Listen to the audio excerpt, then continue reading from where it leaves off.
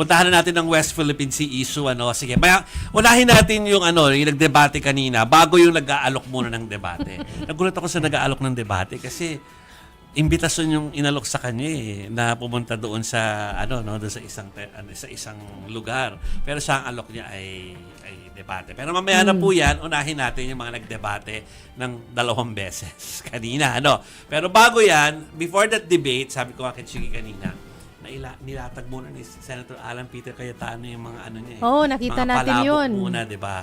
Tapos, habang nilalatag niya yung mga palabok niya, na-mention si Tito Ronald Llamas.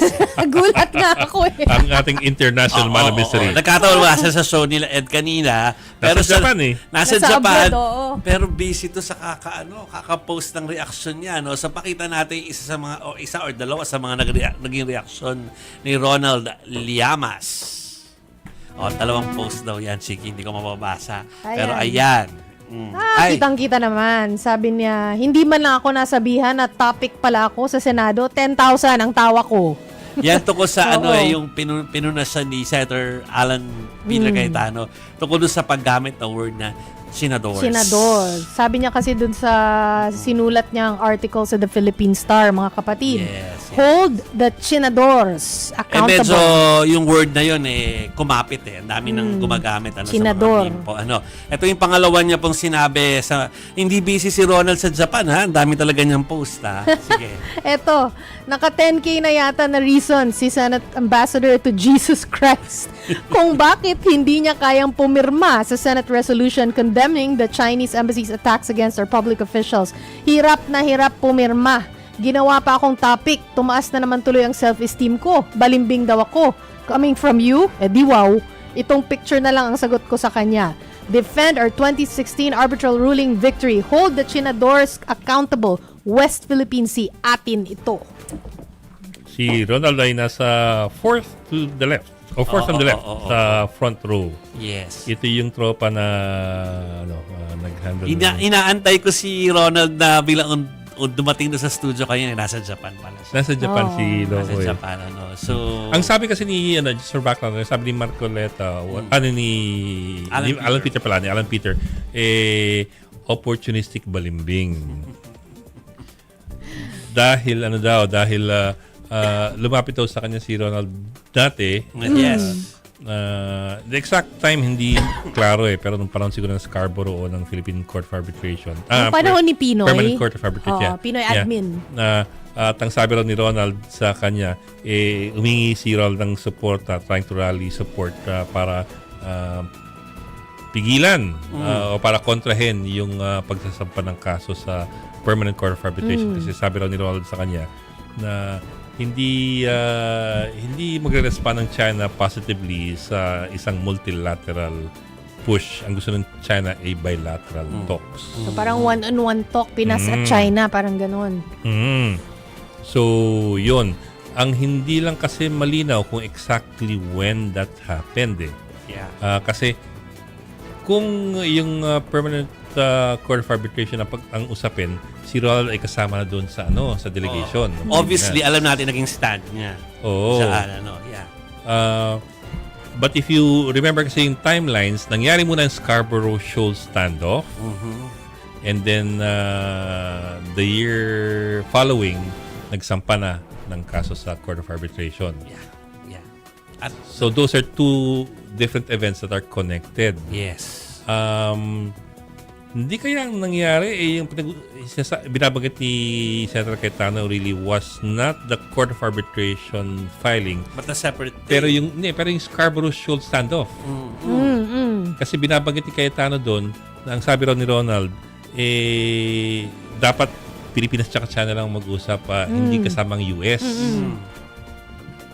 Parang masangkop yan sa Scarborough Shoal kasi kasama yung US sa Scarborough Shoal kaya nagkaloko-loko Yes. Hindi kasama yung US sa PCA, sa Permanent Court of Arbitration. So we will have our mojo and reporters sa Senate na i-clarify yan kay Senator Alan Peter Cayetano. But at the same time, we're also waiting for a more detailed reply from Ronald. So, ganda makausap si Ronald mismo kausapin. Kaya lang busy siya doon sa Japan ngayon. Ano. So puntahan na muna natin yung mga talagang actual nag-debate kayo na. Pero binasa na po namin ang ending pa rin po nitong kahit nag-debate last week tsaka today, umusad na yung Naipasa ang resolusyon. napasa yung resolusyon na kinokondena yung mga naging aksyon nitong Chinese embassy dito sa Pilipinas. Okay, pakinggan natin yung isa muna dun sa debate kanina sa Senado. Pwede ho bang may alitan, may dispute tayo sa isang country, pero maganda pa rin ang relationship natin? Yes, that is possible. These disputes can coincide with healthy relations in other aspects. Can we have good relationship with China despite our dispute in the West Philippine Sea? We could be able to distinguish between our territorial disputes. What is the point of order? The statements of Senator Pangilinan, the nature of his statements, kayo na mag-research kung ano statements na yun, Mr. President. Sabi niya, pwede daw yun eh. Mr. President, I-research na lang daw natin. I'm not yet done. No, that's why I gave Philippine you- officials, Mr. President, including that's why I gave a point of members order. of the Senate. May I just be? I am still It's a speaking, point of order, Mr. President. A point of order precedes your precedence. Mr. President, Mr. President, maybe ask the minority floor leader to state the point of order.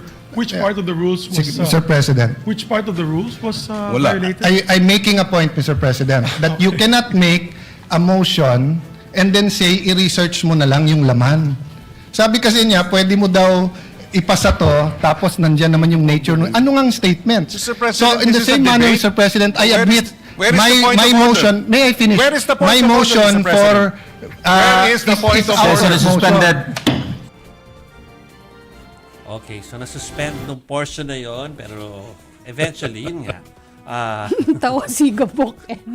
Natatawa na lang. Ano yan Alin eh? pa- Hindi ko natatawa. nagtataas pa ng boses. Wala. Yung una, umere yun before pumasok sa broadcast ang Storycon nyo kanina. Tapos itong mas mainit na balitaktakan happened nung naka-air na kayo at in-interview niya yata si Malawi. Polo. Si Polo Martinez. So kaya natawa si Ed ngayon lang yung nakita na nagkataas at ng boses. Hindi, nagulat siya, nagtataas ng boses si Kiko, Senator Kiko. Yes, Kasi yes. sobrang, chill, zen. Well, actually, I'd say si Kiko's usually boring. Talaga di ba sa simula niya parang we know that sabi ni Senator Alan Fidrecano that Senator Pangilinan advocated for agriculture for almost 15 years. Mga ganyan. Mga ganun yung mga simula na ang ending sigawan. Anyway, so yun nga, sa ending po niyan, lumusot pa rin sa Senado yung resolusyon na kumukondena nga sa mga pahayag ng ilang opisyal ng Chinese Embassy laban sa mga opisyal nga po ng Pilipinas. Okay, so yun ang ending niyan. Pero may isa pang nasa issue tungkol sa West Philippine Sea. Or, KGI.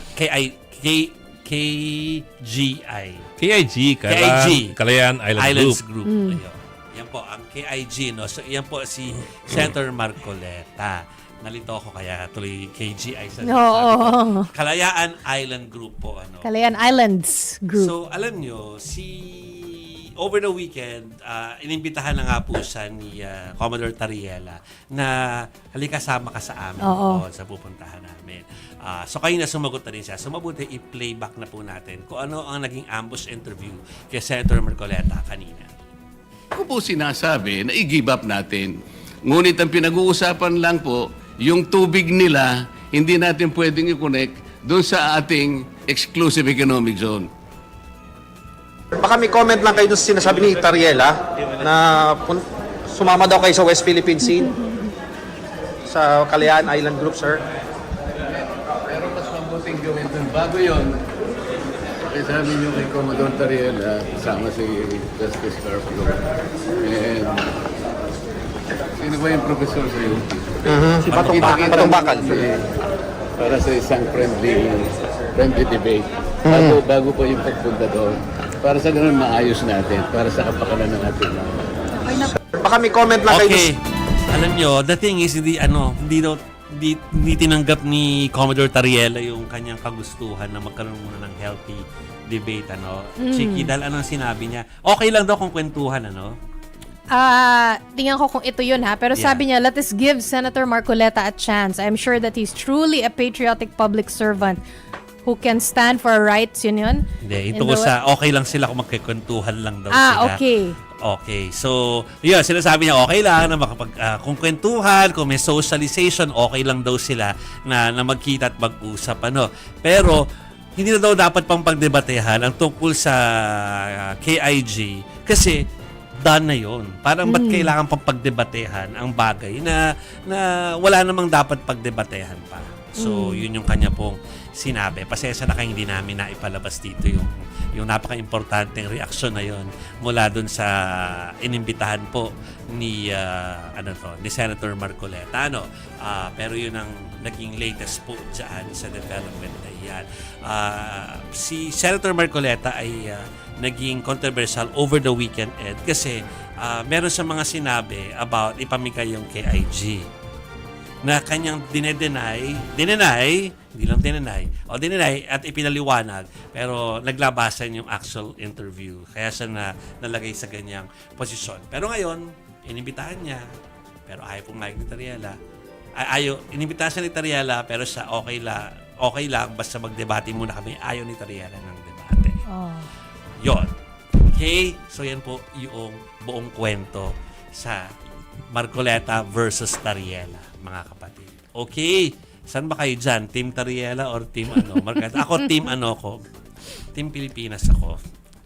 Aba, dapat lang. Okay.